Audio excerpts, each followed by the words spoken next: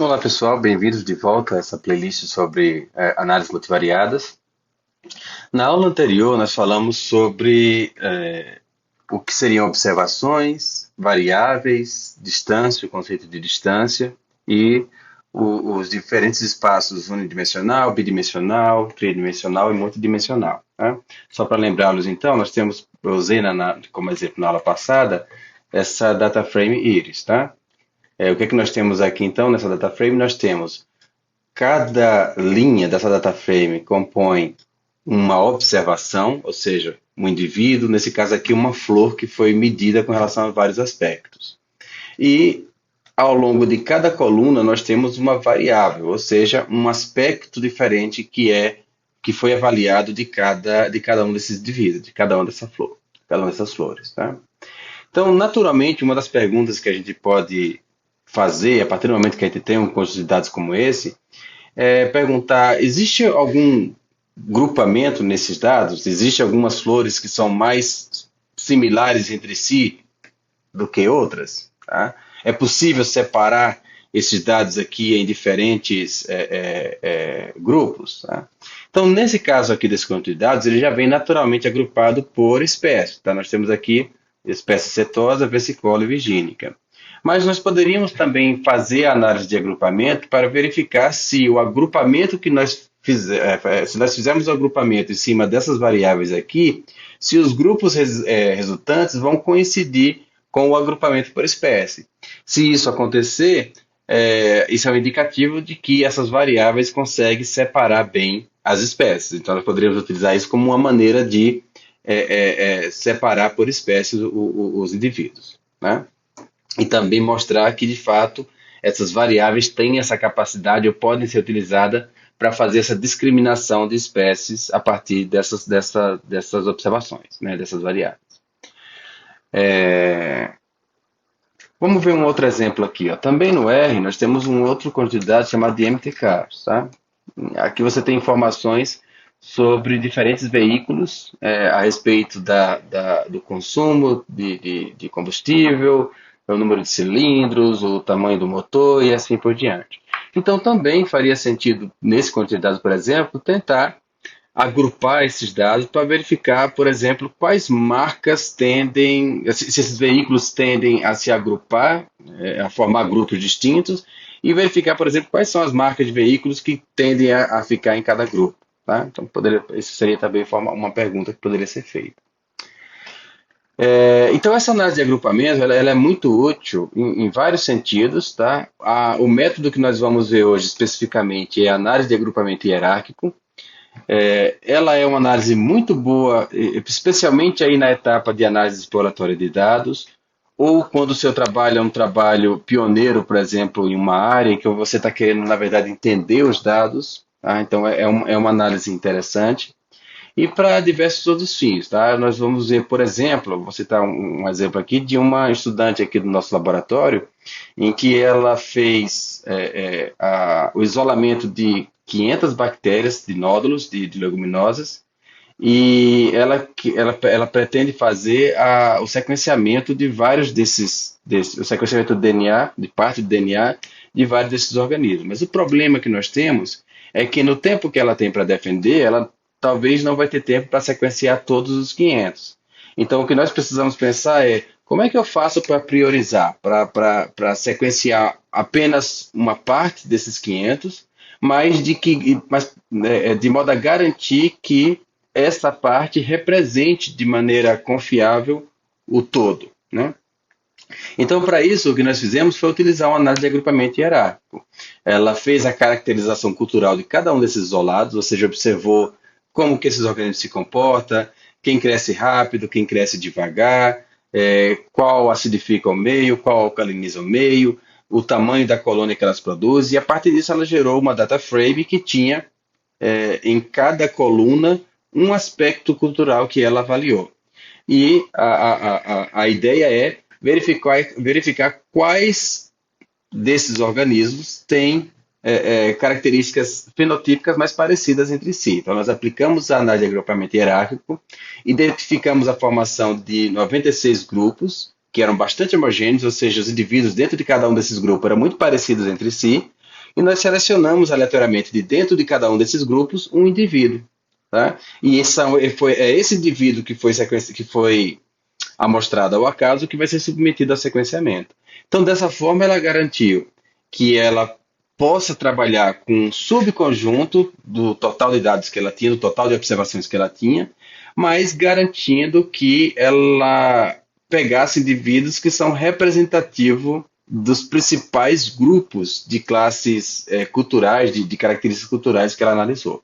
Então, também veja, é uma análise que pode ser útil até na definição de amostragem. Uma vez que você tem informações prévias a respeito de um ambiente ou a respeito de um dado fenômeno, você pode utilizar essa informação para agregar os possíveis amostras que você vai tirar e definir, por exemplo, quais seriam os grupos prioritários que você vai amostrar para garantir uma distribuição homogênea da sua amostragem. Tá?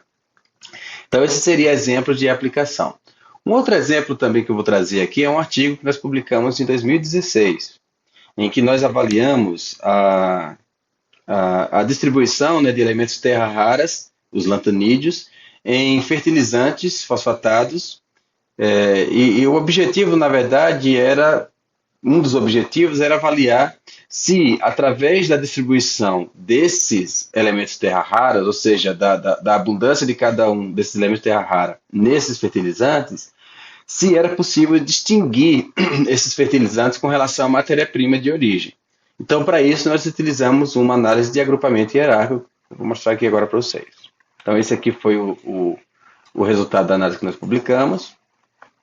E o que nós vimos, na verdade, aqui você tem vários fertilizantes, e o que a gente observa é que, com relação à abundância desses elementos terra raras, havia uma formação muito clara de diferentes grupos, né? E esses grupos estavam associados justamente com o material de origem, a matéria-prima que foi utilizada para a confecção desses fertilizantes fosfatados. Aqui, por exemplo, nós temos o grupo dos fertilizantes com origem da rocha fosfatada de Araxá, e aqui nós temos o grupo de fertilizantes com origem do material de Catalão, né, da rocha fosfatada de Catalão.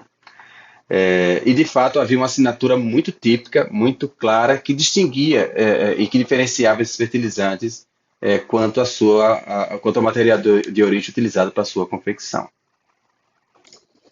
Então, agora que nós vimos algumas aplicações ou possíveis aplicações dessa análise de agrupamento hierárquico, nós vamos proceder para um exemplo muito simplificado em que a gente vai construir, quase que manualmente, esse dendrograma de agrupamento, né, esse agrupamento hierárquico, a partir de 6 observações amostradas ao acaso daquela planilha íris. Tá? Então, lembrando que nós tínhamos na planilha íris, nós tínhamos 150 observações.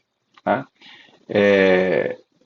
A partir dessas observações aqui nós fizemos uma amostragem, é isso que eu estou fazendo aqui nesse código. Então eu vou carregar o pacote reverse, definir um seed para garantir que essa simulação seja igual em qualquer computador. Nós vamos começar então com a planilha íris, agrupar por espécie, amostrar duas linhas para cada uma desse dado agrupado, desagrupar novamente. Vou remover a informação sobre a espécie e converter o resultado para a matriz. O resultado, então, dessas operações, deixa eu carregar o sítio mais uma vez, o resultado dessas operações é essa planilha aqui com 6 linhas e 4 colunas. Lembrando que cada linha aqui corresponde a um indivíduo, tá? A uma flor que foi avaliada. Para facilitar a identificação dos indivíduos, eu vou colocar no nome das linhas, eu vou colocar as letras A até F, só para ficar mais fácil de identificar quem é quem aqui. Bom, então agora o próximo passo, e esse é um passo importante, tá? Escalonamento dos dados, ou padronização, vamos chamar de padronização. Essa daqui é uma etapa muito importante que você precisa ficar atento e que pode levar a erros grotescos se você não estiver atento a isso daqui. O que é isso? Antes de calcular a matriz de distância, eu estou tomando cuidado aqui de padronizar os dados. Por que isso é muito importante? Vamos olhar a planilha MTCAS para a gente ver um exemplo mais claro disso. Quando você calcula a distância, principalmente se você utilizar a distância euclidiana, que é a distância padrão da função dist, é essa distância, ela leva em consideração a escala da variável que você está trabalhando. Então, a escala da variável, a unidade que você está medindo a variável, vai influenciar muito a distância a ser calculada, que vai ser calculada. Então, por exemplo, nesse caso aqui, ó, eu tenho essa variável displacement, que você vê que ela está em unidades muito mais altas do que, por exemplo, essa daqui, número de cilindros. E por essa razão, essa variável aqui, se eu não fizer uma padronização dos dados, ela vai ter um peso muito maior sobre a distância, sobre o cálculo da distância, do que essa outra variável. E veja que isso é indesejável. Por quê? Porque a escolha de unidades ela é completamente arbitrária. Você é quem escolhe se você vai medir em milímetros, em metro, em quilômetro. E não é plausível, tá? Ou não é razoável que a distância que você está calculando ela varie em função da escala que você escolheu medir o fenômeno. Então, em razão disso, quase sempre, tá? Eu recomendo que vocês façam o escalonamento, a padronização dos dados antes de efetuar o cálculo da matriz de distância. Se nós olharmos aqui a ajuda da função scale,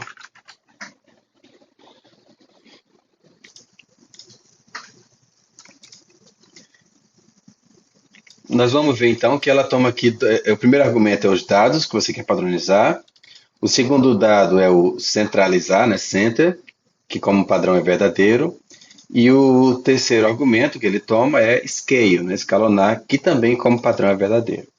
O que isso significa? Centralizar corresponde a você subtrair de cada variável o valor da sua média. Ou seja, cada observação, cada valor aqui nessa variável, ela é subtraída de sua média. Após fazer isso, o resultado disso é que cada variável passa a ter média zero. Quando você subtrai cada elemento do valor da média da coluna, o resultado, a coluna resultante, ela passa a ter média zero. Por isso que nós chamamos de centralizar. Tá?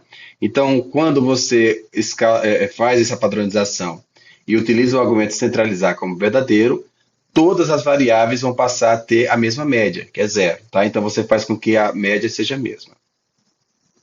Esse scale aqui é a divisão de cada valor da sua variável, da variável, pelo desvio padrão daquela variável.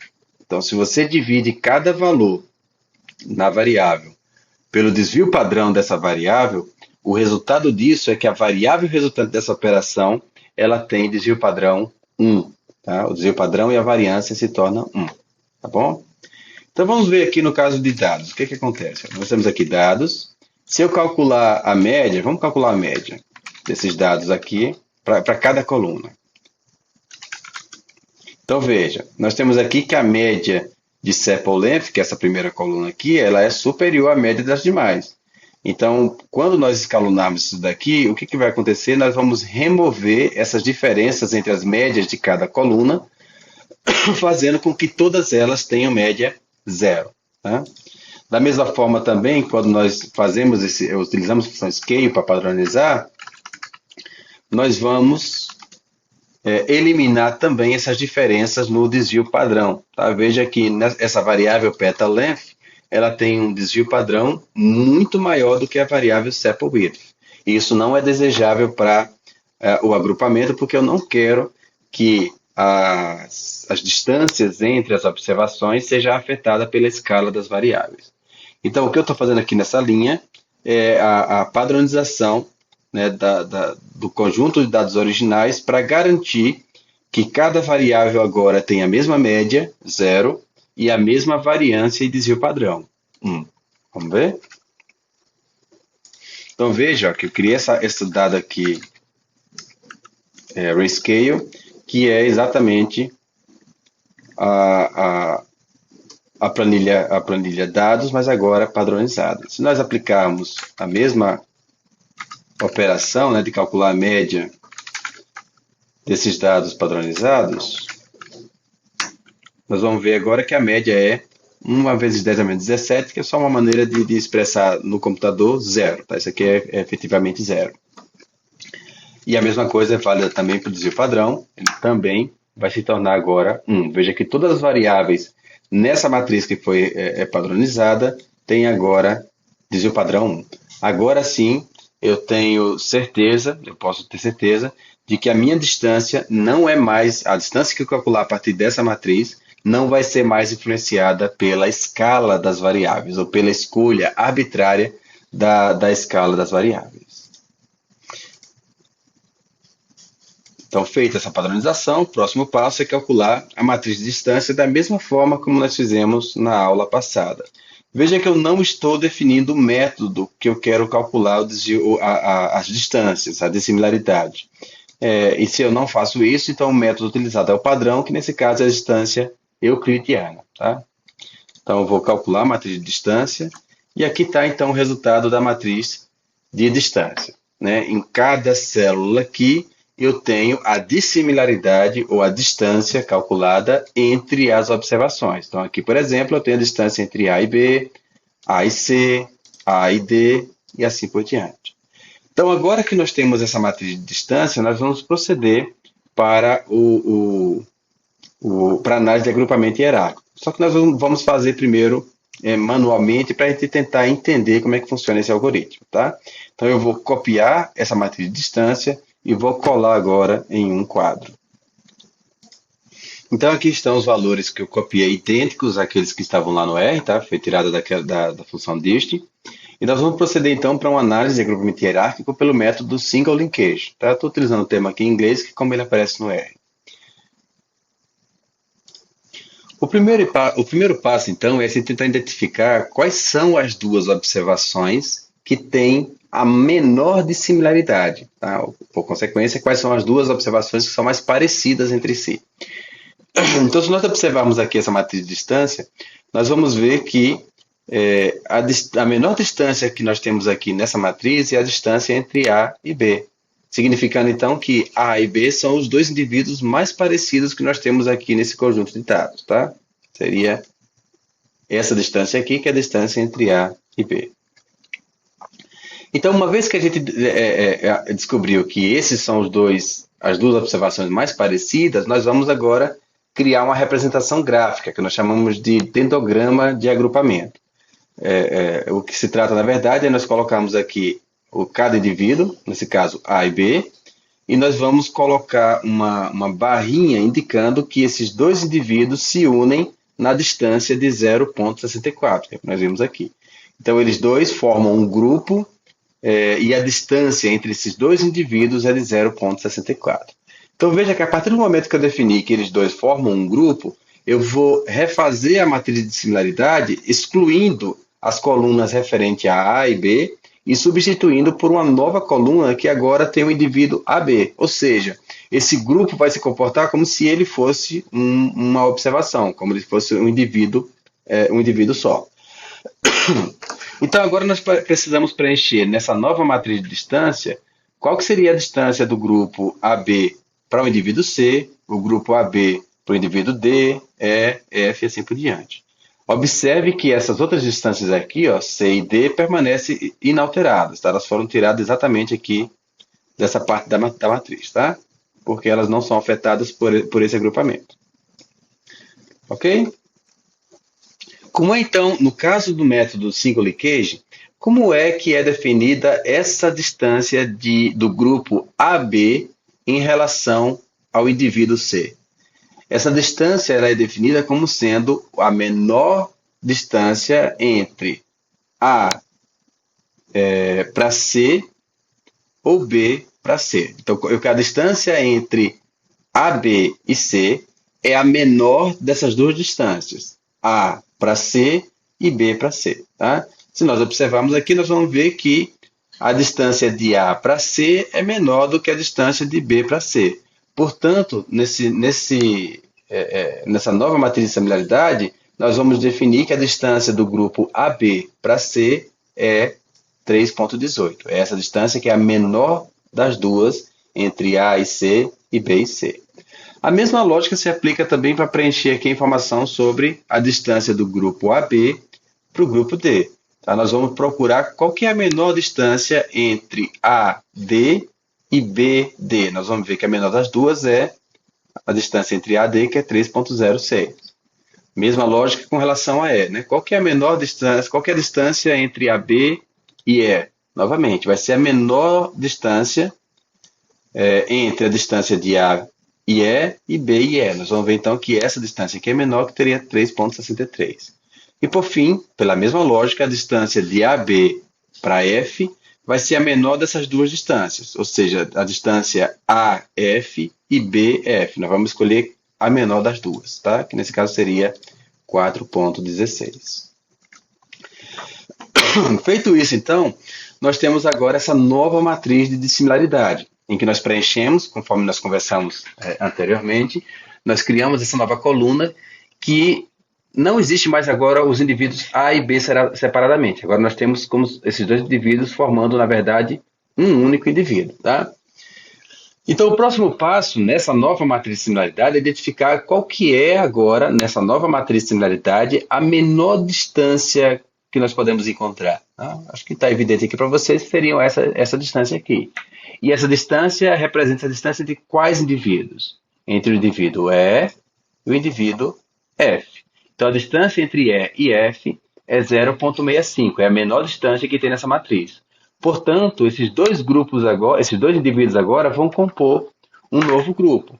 E eu vou representar isso aqui visualmente da mesma forma como nós fizemos para o grupo AB. Né? Eu vou colocar aqui E e F, vou estabelecer essa ligação aqui entre eles. Observe que eu coloquei a altura um pouco maior do que a altura do grupo AB, porque essa dissimilaridade ela também é um pouco maior, é 0,65. Né?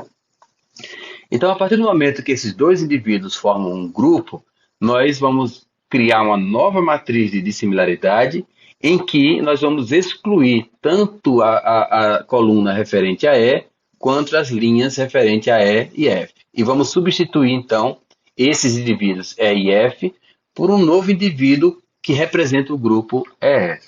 Tá?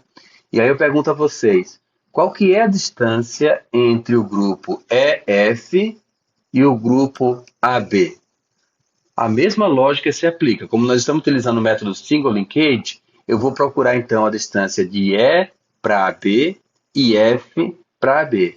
E nós vamos ver que dessas duas distâncias, a menor é essa daqui, é 3,63. Qual que é a distância do grupo EF para C? Mesma lógica, eu vou procurar a distância de E para C, 1,33, e F para C. Dessas duas distâncias, 1,33 é a menor, portanto, ela vai ser a escolhida. Com relação à distância de EF para D, mesma lógica, eu vou procurar a distância de E para D, de F para D e escolho a menor das duas. Fazendo esse procedimento, nós temos aqui, então, que essa nova matriz de similaridade, veja que agora eu já não tenho mais os indivíduos E e F, eu tenho apenas o grupo EF. Tá? Então, veja que está diminuindo o tamanho da matriz de similaridade. Nós vamos agora procurar qual é a menor distância que aparece aqui nessa matriz de similaridade. E nós vamos encontrar que é exatamente esse valor aqui, 0,99, que corresponde à distância entre os indivíduos C e D. Tá? Então, C e D agora vai formar um novo grupo, conforme nós fizemos aqui. Nós vamos representar aqui no dedograma. E veja que a distância que separa esses dois indivíduos, ela já é maior, né? 0,99 é bem maior do que 0,75. Então, em razão disso, eu vou fazer com que essa ligação ela ocorra aqui no ponto mais alto, tá bom? E vou expressar aqui que a distância entre C e D é 0,99. Bom, feito isso, então, nós vamos agora eliminar a coluna C, a coluna D e as linhas C e D. E vamos substituí-la agora por um único indivíduo, CD, que representa agora o grupo composto pelas observações C e D. Tá? Qual que é a distância de CD para AB? Mesma lógica se aplica conforme nós conversamos anterior. Vai ser a menor das distâncias CAB ou DAB. a menor dessas distâncias é essa daqui. Então, a distância de AB para CD vai ser 3,06. E qual que é a distância do grupo EF para CD? Novamente, eu vou procurar a distância de EF para C, está aqui, EF para D, está aqui, e vou escolher a menor dessas duas distâncias, que no caso seria essa daqui. Feito isso, então, nós teríamos essa matriz de dissimilaridade, tá certo? Em que nós temos as distâncias entre os diferentes indivíduos. Próximo passo, identificar qual é a menor distância que aparece nessa matriz. É justamente essa daqui, né? É justamente essa daqui, 1,33. Significando, então, que agora nós vamos criar um grupo contendo CD e EF, tá? Então, para isso, o que nós vamos fazer agora é conectar o grupo CD ao grupo EF. E a distância, a altura aqui no ideograma, vai ser exatamente essa distância aqui, que é 1,33. 1,33. 1,33. Então, nós vamos fazer essa ligação aqui para identificar que agora isso tudo forma um grupo nessa distância de 1,33, tá? E vamos recalcular agora a distância entre CD e EF. Como é que nós calculamos isso? Desculpe, CDEF para AB. Então, a distância de CDEF para AB vai ser a menor das distâncias entre CD e AB, EF e AB. Então, nós temos que essa daqui é a menor distância, que é 3,06. Então, a partir daí, agora, nós vamos formar um grupo que contém todas as observações e ele vai ser conectado ao grupo AB nessa distância aqui de 3,06. Então, está feita a análise de agrupamento hierárquico. Nós acabamos de fazer aqui manualmente, através do método Single Linkage, a construção de um dedograma de agrupamento, agrupando então essas variáveis. Vamos comparar isso com o resultado que nós obteríamos se fizéssemos no R? Então, no R aqui nós paramos na matriz de similaridade, né? Está aqui a matriz. O próximo passo, então, é fazer o agrupamento hierárquico. E para isso nós vamos utilizar a função hclust.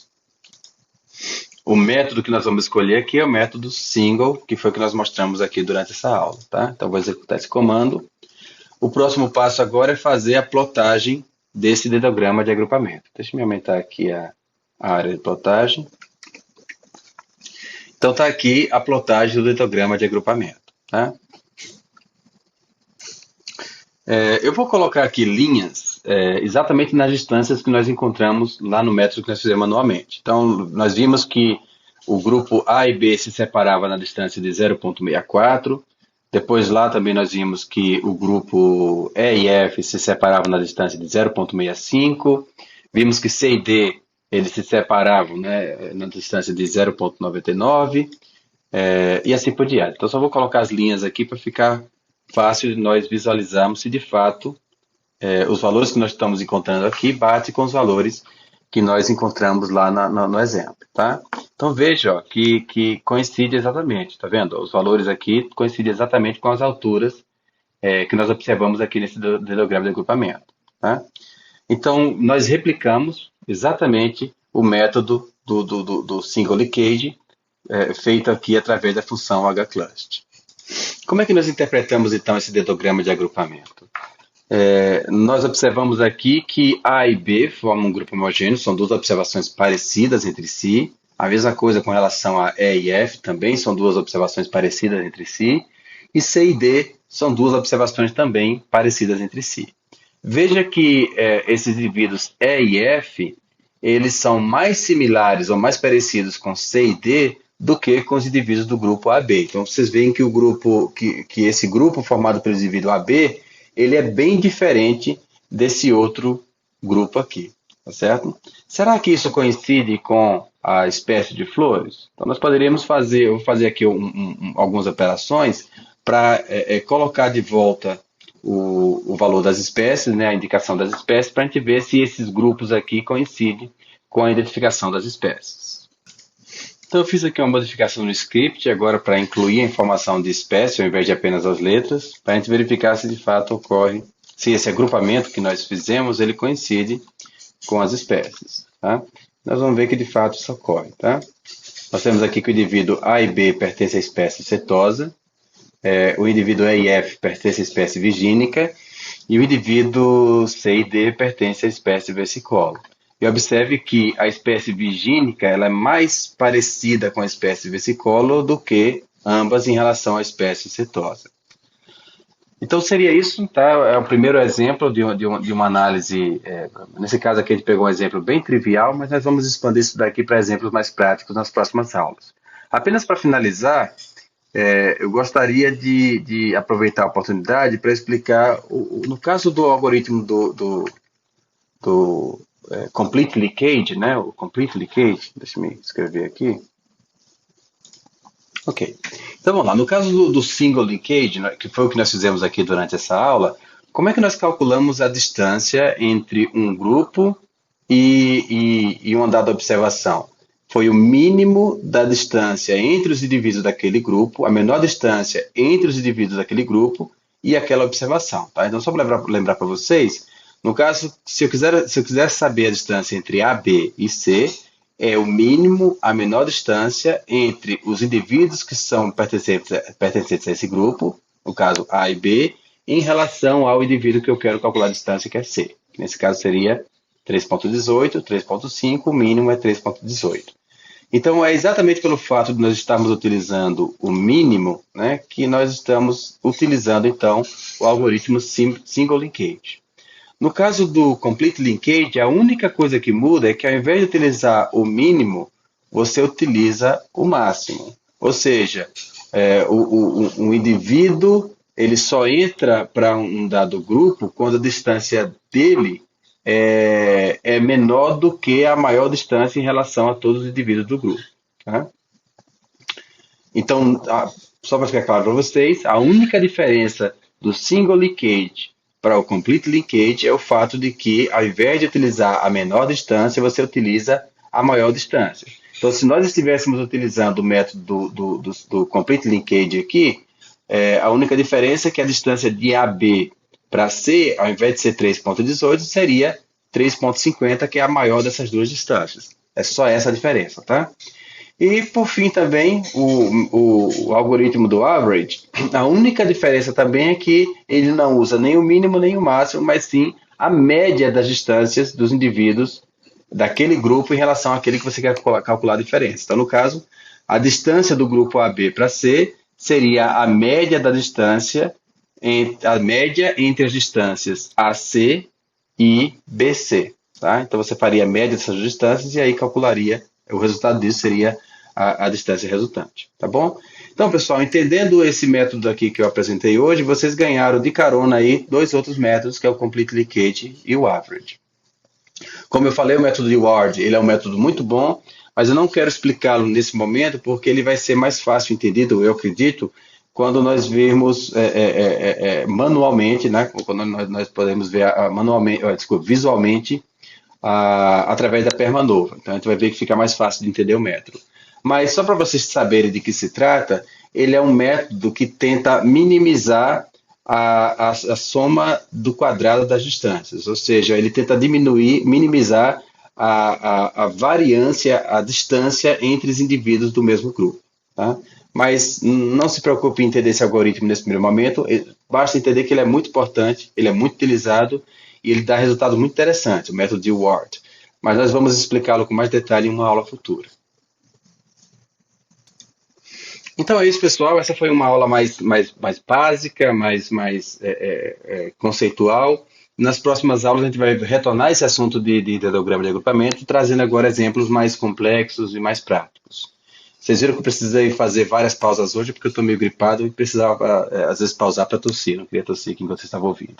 Mas é isso, pessoal. Fiquem à vontade para comentar, criticar, elogiar e fazer proposição de assuntos aqui nos comentários. Vai ser sempre muito bem-vindo, tá bom? Espero que a gente consiga se ver mais em breve.